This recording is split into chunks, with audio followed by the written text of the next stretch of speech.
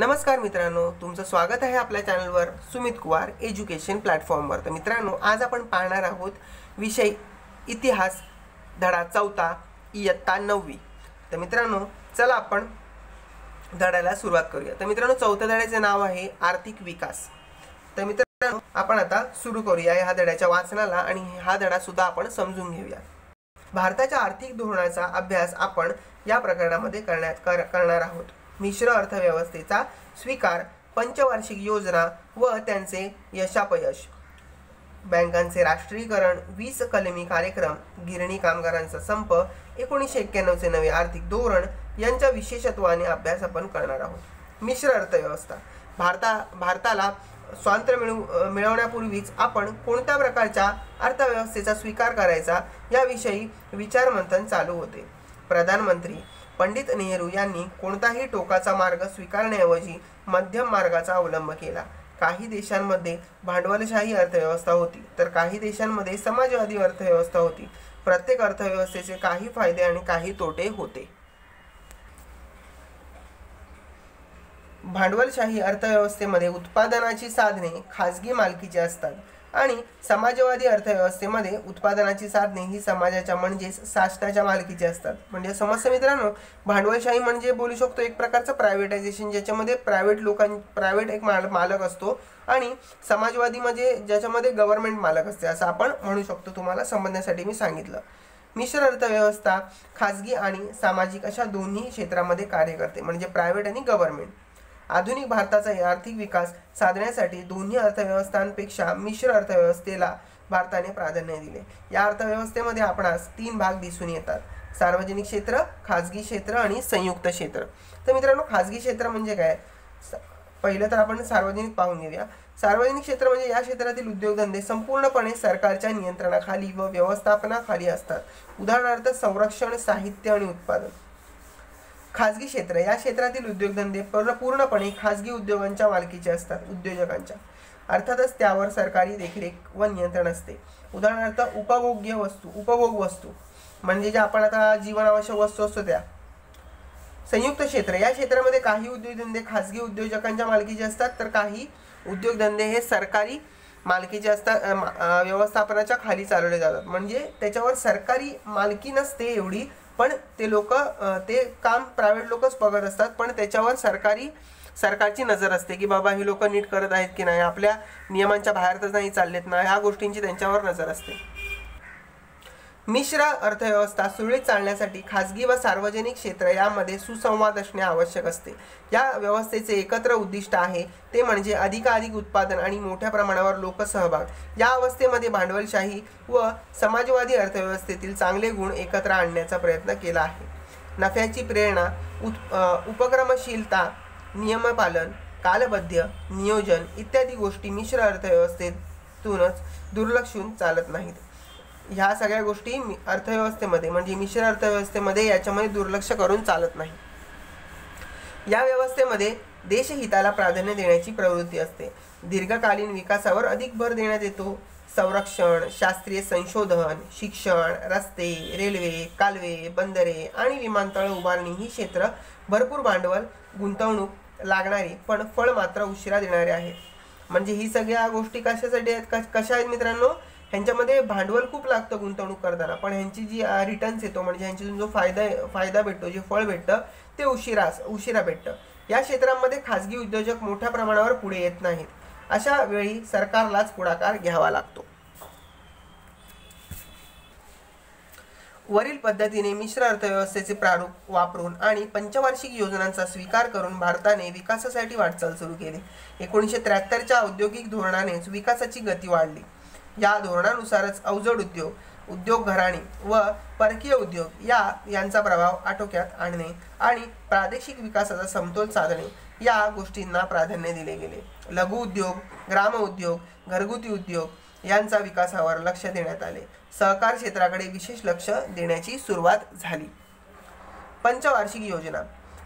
भारत स्वतंत्र होईपर्यंत परकीय राजवटीने भारताचे पुरेपूर आर्थिक शोषण केलेले होते। दारिद्र्य, बेकारी, लोकसंख्या वाढ, निकृष्ट राहणीमान म्हणजे एकदम बोलतो ना कमी दर्जाचे राहणीमान, शेती व उद्योगधंदे यांची अल्प उत्पादन क्षमता तसेच ज्ञान, विज्ञान आणि तंत्रज्ञान यांसंबंधीचे मागासलेपण अशा विकट समस्या देशासमोर होत्या. कुठल्या समस्या होत्या तर मित्रांनो बघा, उद्योगधंदे होते पण त्यांची क्षमता आहे उत्पादनाची खूप कमी होती आणि विज्ञान तंत्रज्ञान ह्याच्यामध्ये सुद्धा आपण मागासलेले होतो किंवा ह्याच्यामध्ये आपल्याला जास्त माहिती नव्हती. त्या समस्या सोडवण्यासाठी नियोजनाची गरज होती. 1950 मध्ये भारत सरकारने नियोजन मंडळाची स्थापना केली. प्रधानमंत्री पंडित जवाहरलाल नेहरू हे या मंडळाचे अध्यक्ष होते. या मंडळाने कृषी आणि ग्रामीण विकास, संतुलित उद्योगीकरण, किमान जीवनमानाची तरतूद, लोकशाही, सुसंगत अशा आर्थिक विकास, नियोजनाची आखणी व अंमलबजावणी यांमध्ये लोकांचा सहभाग आणि व्यक्तीचा विकास करणारी 5 वर्षीय योजना तयार केली. ही योजना म्हणजेच पंचवार्षिक योजना होय. नियोजनाचे मूलभूत तत्व काय होतं तर एखाद्या देशातील साधन सामग्रीचे प्रमाणशीर वाटप व तेथील मनुष्यबळाचा योग्य तो वापर त्या देशातील जनतेच्या गरजा भागवण्यासाठी झाला पाहिजे. हे नियोजनाचे सर्वमान्य तत्व आहे. तर मित्रांनो काय आता योजनांची उद्दिष्टे काय होती तर बघूया. भारताच्या आर्थिक नियोजनाची सर्वसाधारणपणे उद्दिष्ट पुढील प्रमाणे आहेत. एक तर मित्रांनो राष्ट्रीय उत्पन्नात वाढ होणे.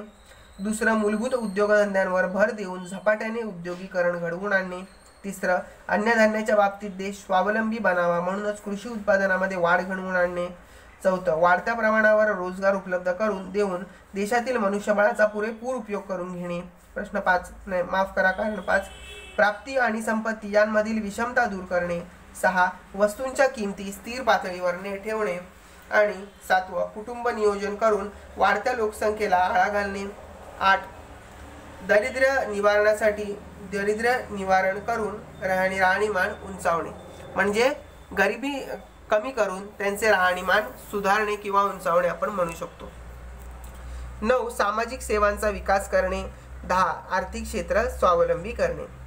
पहिली पंचवार्षिक योजना 1951 ते 1956. या योजनेमध्ये शेती, सामाजिक विकास, जलसिंचन व पूर नियंत्रण, ऊर्जा साधने, ग्रामीण व छोटे उद्योग, मोठे उद्योग व खनिजे, वाहतूक व दळणवळण, शिक्षण, आरोग्य यांवर खर्च करण्यात आला. नियोजनबद्ध आर्थिक विकासाची पायाभरणी करणारी ही योजना होती. दुसरी पंचवार्षिक योजना 1956 ते 1961.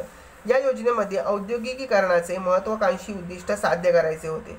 दुर्गापूर, भिलाई, राऊरकेला येथील पोलादाचे कारखाने, सिंद्री येथील रासायनिक खतांचा कारखाना, चित्तरंजन येथील रेल्वे इंजिनाचा कारखाना, पोरांबूरचा आगगाडीचा डब्यांचा कारखाना, विशाखापट्टणमचा जहाज बांधणीचा कारखाना इत्यादी प्रचंड व अवजड उद्योगधंद्यांचे कारखाने सार्वजनिक क्षेत्रामध्ये उभारण्यात आले.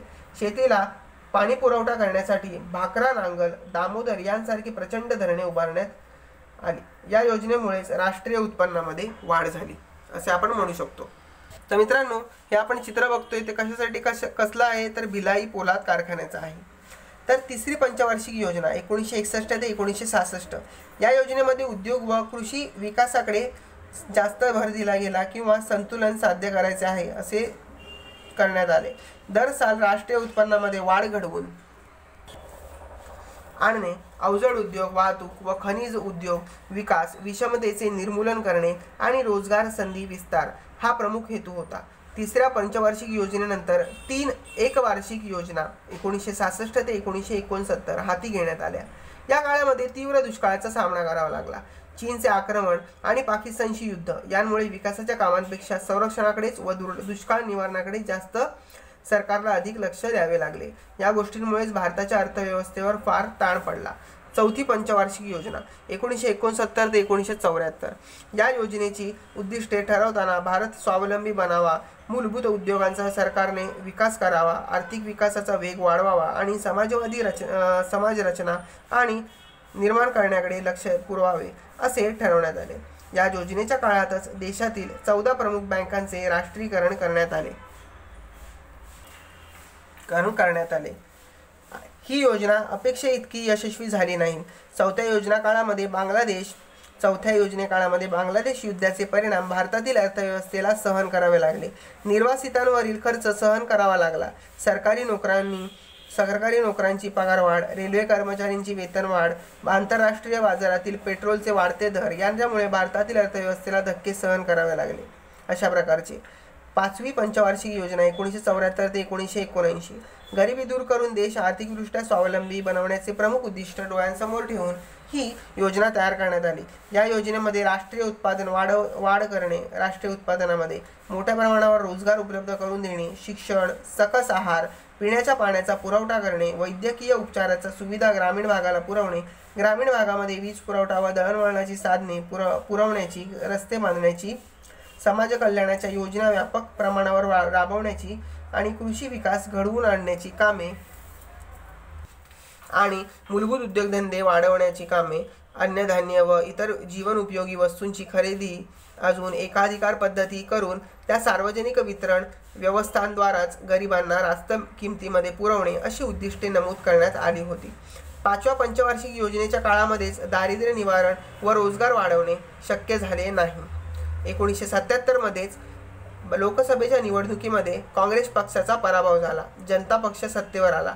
नव्या सरकारने 5वी पंचवार्षिक योजना 1978च्या मार्च अखेर समाप्त करून एप्रिल 1978 पासून साखळी योजना सुरू केली, परंतु ती अपयशी ठरली. 1980 मध्ये लोकसभेच्या मध्यवर्ती निवडणुका होऊन काँग्रेस पक्ष सत्तेवर आला. या सरकारने साखळी योजना बंद करून पुन्हा जुन्या पद्धतीने नियोजन सुरू केले. 6वी पंचवार्षिक योजना 1980 ते 1985 या योजनेचा भर दारिद्र्य निर्मूलन म्हणजे दारिद्र्य हटवण्यासाठी व रोजगार निर्मिती करण्यावर होता. योजनेची उद्दिष्टे पुढील प्रमाणे होती.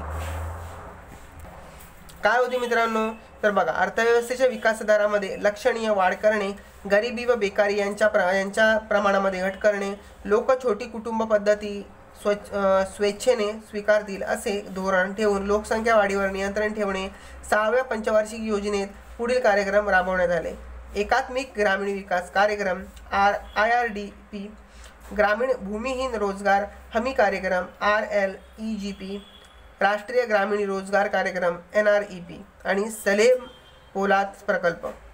7वी पंचवार्षिक योजना 1985 ते 1990 या योजनेचा भर अन्न, रोजगार आणि उत्पादकता यांच्यावर होता. विकास, आधुनिकीकरण, आत्मनिर्भरता, सामाजिक न्याय यांवर भर देणे, उत्पादनाच्या तंत्रामध्ये सुधारणा करणे, राष्ट्रीय उत्पादनामध्ये दरवर्षी 5% वाढ करणे, उत्पादनामध्ये वाढ अन्नधान्यांच्या उत्पादनामध्ये वाढ करणे ही एक या योजनेची उद्दिष्ट होती. या योजनेमध्ये पुढील कार्यक्रम सुरू करण्यात आले. काय कार्यक्रम असतील? तर जवाहरलाल नेहरू रोजगार योजना, इंदिरा आवास योजना, दशलक्ष विहिरींचा योजना. रोजगार निर्मितीच्या दृष्टीने 7वी पंचवार्षिक योजना महत्त्वपूर्ण ठरली. 8वी पंचवार्षिक योजना 1992 ते 1997 या योजनेमध्ये खाजगी क्षेत्राला वाव देण्यात आला. योजनेची वैशिष्ट्ये पुढील प्रमाणे होती. राष्ट्रीय उत्पन्न वाढीचा दर 6.5% इतका राखणे, लोकसंख्या वाढीला आळा घालणे, कुटुंब नियोजनाच्या कार्यक्रमाला उत्तेजन देणे, प्राथमिक शिक्षणाचा सार्वजनिक विस्तार करून निरक्षरतेचे उच्चाटन करणे म्हणजे निरक्षरता कमी करणे. या योजनेने पुढील कार्यक्रम सुरू करण्यात आले. कुठले होते मित्रांनो ते कार्यक्रम? तर बघा, हे होते: प्रधानमंत्री रोजगार योजना, महिला समृद्धी योजना, राष्ट्रीय सामाजिक आर्थिक सहाय्यक योजना, मध्यान्ह आहार योजना, इंदिरा महिला योजना, गंगा कल्याण योजना. 8व्या पंचवार्षिक योजनेमध्ये खाजगी क्षेत्राचे महत्त्व वाढले. 1991 मध्ये स्वीकारलेला उदार व मुक्त प्रतिबिंब या योजनेमध्ये दिसते. 9वी पंचवार्षिक योजना 1997 ते 2002 कृषी व ग्रामीण विकास यांच्यावर या योजनेत भर देण्यात आला. आर्थिक विकासाचा दर वाढवणे, पायाभूत क्षेत्रामध्ये निकोप स्पर्धा निर्माण करणे, परकीय गुंतवणुकीसाठी औद्योगिक धोरणाला नवीन दिशा देणे ही या योजनेची उद्दिष्ट होती. या योजनेमध्ये स्वर्ण जयंती, शहरी रोजगार योजना, भाग्यश्री बाल कल्याण योजना, राजराजेश्वरी महिला कल्याण योजना, स्वर्ण जयंती, ग्राम स्वरोजगार योजना, जवाहर ग्राम समृद्धी योजना, अंत्योदय अन्न योजना, प्रधानमंत्री ग्राम सडक योजना इत्यादी कार्यक्रम सुरू करण्यात आले. या योजनेअंतर्गतच संपर्क व्यवस्था आणि सेवा क्षेत्राची प्रगती अपेक्षित प्रमाणात साध्य झाली. बांधकाम, दळणवळण या क्षेत्रामध्ये सुद्धा वाढ झाली. बँकांचे राष्ट्रीयकरण. पंडित नेहरू आणि लाल बहादूर शास्त्री या प्रधानमंत्र्यांच्या काळामध्येच भारतातील बँकेचे व्यवस्थापन खाजगी क्षेत्राच्या मक्तेदारीचा व्यवसाय होता. या बँका उद्योग समूहांचे प्रतिनिधित्व करत होत्या. या बँकांचे संचालन मंडळ उद्योगांचा विकास व नफा वाढवण्यासाठी कार्यरत होते. याला छेद देण्यासाठी सरकारने 1955 मध्ये इम्पिरियल बँकेचे राष्ट्रीयकरण केले आणि तिचे रूपांतर भारतीय स्टेट बँकमध्ये झाले. या बँकेने अल्पावधीतच आपल्या शाखा देशभर घडवून शासकीय विकासामध्ये महत्त्वाची भूमिका बजावण्यास सुरुवात केली. राष्ट्रीयीकरणाची पार्श्वभूमी. तर मित्रांनो बघा, राष्ट्रीयीकरणाची पार्श्वभूमीमध्ये काय आहे?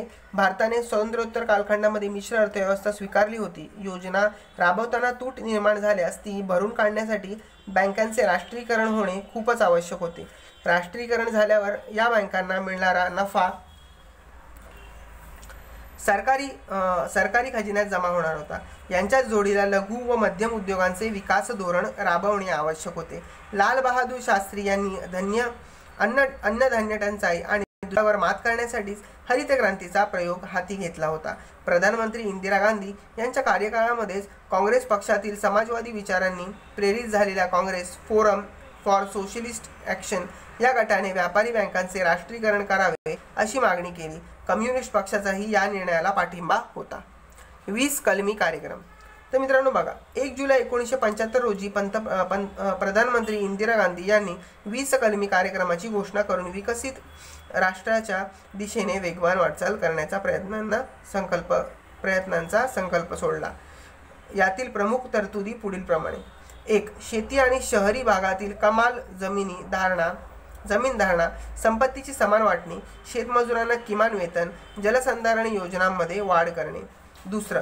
कामगारांना उद्योग क्षेत्रामध्ये सहभाग करून घेणे, राष्ट्रीय प्रशिक्षण योजना आणि वेठबिगार मुक्ती करणे म्हणजे एक प्रकारे रोजगार देण्याचीच योजना आपण म्हणू शकतो. वेठबिगार म्हणजे कर चुकवेगिरी म्हणजे जे कर चुकवतात ते, आर्थिक गुन्हे व तस्करी रोखणे, जीवनावश्यक वस्तूंचे दर नियंत्रण म्हणजे त्यांची किंमत मेंटेन ठेवणे किंवा स्थिर ठेवणे, रेशनिंग व्यवस्थेत सुधारणा करणे. 5. हातमाग क्षेत्र विकासाद्वारे उत्तम वस्त्रोद्योग निर्मिती, दुर्बल घटकांची कर्जमुक्ती, घर बांधणी, दळणवळण सुविधा, शाळांसाठी शैक्षणिक साहित्य उपलब्ध करून देणे. कामगार समस्या. 11 जुलै 1951 रोजी मुंबईत पहिली कापड गिरणी कावसजी दावर यांनी सुरू केली. पुढे दादर, परळ, भायखळा, शिवडी, प्रभादेवी आणि वरळी येथे कापड गिरण्या सुरू झाल्या.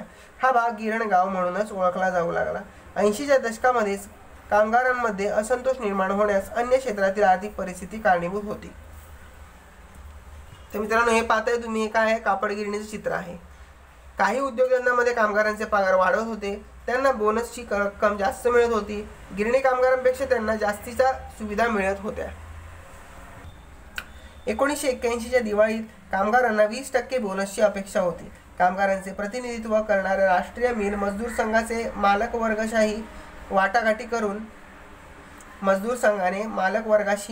करून कामगार वर्गाला विश्वासात न घेता 8 ते 17% वरच तडजोड केली. बोनसमधील कपात ही असंतोषाची ठिणगी ठरली. काही कामगार डॉक्टर दत्ता सामंत यांच्याकडे गेले. त्यांनी डॉक्टर दत्ता सामंत यांना नेतृत्व स्वीकारण्याची विनंती केली. 65 गिरण्यांमधील कामगार एकत्र आले आणि दत्ता सामंत यांच्या संपाचे नेतृत्व करू लागले. 18 जानेवारी 1982 रोजी मुंबईत 2.5 लाख कामगार संपावर गेले. गिरणगावाची धडधड थांबली, जणू मुंबईचे हृदयच बंद पडले. मुख्यमंत्री बा.रा. अंतुले यांनी ही समस्या सोडवण्यासाठी त्रिपक्षीय समिती नेमली. पुढे बाबासाहेब भोसले मुख्यमंत्री झाले. कायद्यानुसारच सरकार राष्ट्रीय मिल मजदूर संघाशीच बोलणे करेल अशी भूमिका त्यांनी घेतली. डॉक्टर दत्ता सामंत यांनी हा कायदा रद्द करण्याची मागणी केली. संपाच्या सुरुवातीच्या काळामध्येच कामगारांना गावाकडून मदत सुरू झाली. सुरुवातीला एकमेकांना मदत करणे कामगारांना फारसे अवघड गेले नाही.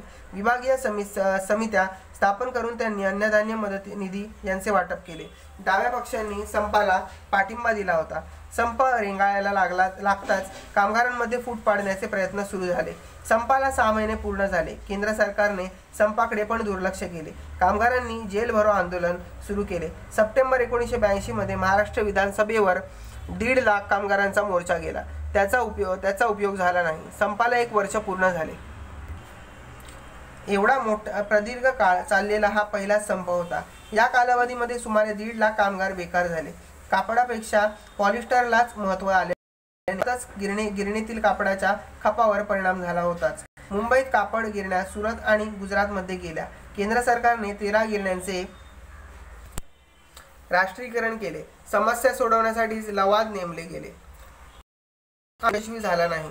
नवे आर्थिक धोरण. आधुनिक भारताच्या इतिहासामध्ये 1991 साल महत्त्वाचे आहे. 10व्या लोकसभा निवडणुकांनंतर केंद्रामध्ये पी.व्ही. नरसिंह राव प्रधानमंत्री झाले.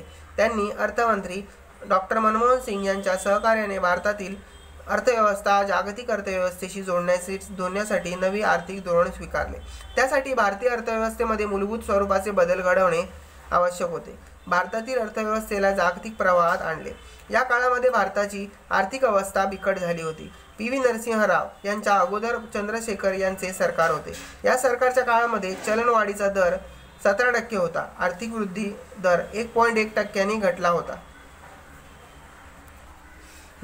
होता. आर्थिक वृद्धी दर 1.1% घटला होता. आयातीसाठीच आठवडाभर पुरेल एवढीच परकीय चलन भारताकडे होते. परकीय कर्जाची परतफेड करणे आणि त्यावरीलच व्याज देणे कठीण झाले होते. मे 1991 मध्ये चंद्रशेखर यांच्या सरकारने काही सोने विकून तर काही सोने गहाण टाकून परिस्थिती आटोक्यात आणायचा प्रयत्न केला होता. चंद्रशेखर यांच्या अगोदर विश्वनाथ प्रताप सिंह यांच्या सरकारने सगळ्या शेतकऱ्यांना सरसकट कर्जमाफी देऊन 10,000 कोटी रुपयांपेक्षा जास्त बोजा अर्थव्यवस्थेवर टाकला होता. केंद्र व राज्य सरकारांचे एकत्रित अंतर्गत कर्जाचे स्थूल राष्ट्रीय उत्पन्नाशी असलेले प्रमाण सुमारे 55% एवढे झाले. 1980 ते 81 मध्ये परकीय कर्ज $2,350 कोटी होते. ते 1990 ते 91 मध्ये $8,380 कोटी पर्यंत वाढले. यावेळेस भारताचा परकीय चलनाचा साठा फक्त $100 कोटी एवढा होता. यालाच इराकने कुवेतवर आक्रमण करून तेलाच्या वाढलेल्या किमतींची पार्श्वभूमी होती. भारताला परकीय कर्ज उभारणे अवघड झाले आणि अनिवासी भारतीयांनी आपल्या परकीय चलनातील ठेवी काढून घेण्यास सुरुवात केली. उपाययोजना. या परिस्थितीमध्ये मार्ग काढण्यासाठी पी.व्ही. नरसिंह राव यांनी डॉक्टर मनमोहन सिंग यांना अर्थमंत्री नेमले. डॉक्टर मनमोहन सिंग यांनी दोष दुरुस्ती उपाययोजना करेक्टिव्ह मेजर्स केल्या. परिस्थिती बदलण्यास सुरुवात झाली. त्यांनी परकीय गुंतवणुकीवरचे निर्बंध उठवले. उद्योग क्षेत्रातील परवाना पद्धती 18 उद्योगांपुरती मर्यादित केली. सार्वजनिक उद्योगांमधील वाढता तोटा व कार्यक्षमता लक्षात घेऊनच सार्वजनिक क्षेत्रे खाजगी उद्योजकांकरता खुली केली. शेअर बाजारामध्ये नियंत्रण आणण्यासाठी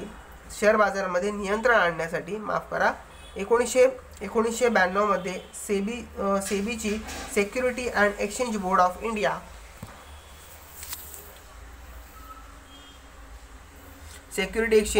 इंडिया यांची स्थापना केली. नॅशनल स्टॉक एक्सचेंजचे संगणकीकरण करण्यात आले, म्हणजे त्याच्यामध्ये कॉम्प्युटर वापरण्यात आले. मंदीचे सावट दूर करण्यास प्राधान्य दिले. डॉक्टर मनमोहन सिंग यांच्या पहिल्या अर्थमंत्रीपदाच्या कारकिर्दीमध्येच भारतातील परकीय गुंतवणूक वाढली. भारताने बँक ऑफ इंग्लंडमध्ये गहाण ठेवलेले सोने परत भारतात आणले. देशातील भांडवलदार वर्ग व मध्यम वर्गाचा पाठिंबा सरकारला मिळाला. सरकारने दूरसंचार क्षेत्र खुले केल्यामुळेच मोबाईल फोन सेवा देशभर सुरू झाली. डॉक्टर मनमोहन सिंग यांनी जागतिक व्यापार संघटनेच्या करारावर सही करून खाजगीकरण, उदारीकरण आणि जागतिकीकरण यास सुरुवात केली. वर्ल्ड ट्रेड ऑर्गनायझेशन जागतिक व्यापार संघटना. भारताने 1995 मध्ये वर्ल्ड ट्रेड ऑर्गनायझेशनचे WTO सदस्यत्व स्वीकारले. या संघटनेचा उद्देश पुढील प्रमाणे होता. देशांमधील व्यापार खुला करणे, आंतरराष्ट्रीय मुक्त व्यापाराला अडथळा आणणारे व भेदाभेद करणारे कायदे, निर्बंध, नियम व धोरणे संपुष्टात आणणे व जगभरातील व्यापाराचे रीतसर बहुपक्षीय यंत्रणेच्या माध्यमातूनच नियमन करणे. WTO अस्तित्वात येण्यापूर्वी GATT अस्तित्वात होतं. General agreement on tariffs and trades ही संघटना आंतरराष्ट्रीय स्तरावरच कार्यरत होती. मुक्ती व्यापार नियमन करायची। भारतामध्ये WTO संदर्भात परस्पर विरोधी टोकाची मते होती। असे असूनही WTOचे सदस्यत्व स्वीकारण्याचा निर्णय घेतला। जागतिक व्यापार संघटनेच्या तरतुदी अनुदाने, आयात निर्यात, परकीय गुंतवणूक, संरक्षित क्षेत्रे, शेती, तंत्रज्ञान आणि सेवा यांच्याशी संबंधित आहेत। भारत सदस्य झाल्यापासूनच वीज, पाणी, वाहतूक, शिक्षण आणि आरोग्य या क्षेत्रांचे झपाट्यानेच व्यापारीकरण झाले। जागतिक व्यापार संघटनेने च्या वेगवेगळ्या अहवालानुसारच दारिद्र्य रेषेखालील लोकसंख्येमध्ये घट झाली, बालमृत्यूंमध्ये घट, पिण्याचे पाणी, सांडपाणी यांच्याबाबत सोयीसुविधा उपलब्धता यात भारताने सुधारणा केल्या। तर मित्रांनो बघा, मनमोहन सिंग जेव्हा यांनी अर्थमंत्रीपद स्वीकारले तिथपासून किती सुधारणा झाल्यात हे आपल्याला याच्यामध्ये दिसून येते।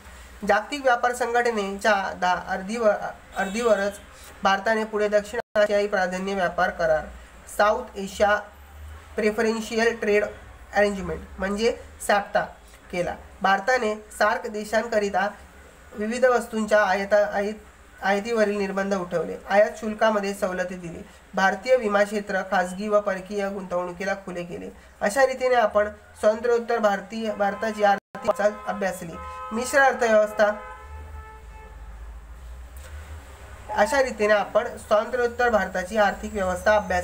मिश्र अर्थव्यवस्था ते जागतिकीकरण असा प्रवास आपण केला। पुढील पाठामध्ये भारतीय अन्य क्षेत्रातील प्रगती पाहणार आहोत। तर मित्रांनो, हा धडा आपण आता वाचून आणि समजून घेतलेला आहे। तर मित्रांनो, तुम्हाला हा धडा कसा वाटला मला नक्की सांगा। आणि मित्रांनो, तुम्ही जर चॅनलवर नवीन असाल तर चॅनलला सबस्क्राईब करायला विसरू नका आणि लाईक शेअर सुद्धा करा आणि कमेंट करायला सुद्धा विसरू नका। बाजूची बेल आयकॉन दाबा जेणेकरून येणारे नवीन व्हिडिओ तुम्हाला प्रथमतः पाहायला मिळतील। मित्रांनो, व्हिडिओ पूर्ण पाहिल्याबद्दल धन्यवाद। भेटूया ह्या धड्याचा स्वाध्याय घेऊन आपल्या नेक्स्ट व्हिडिओमध्ये। तोपर्यंत मित्रांनो, बाय बाय, काळजी घ्या।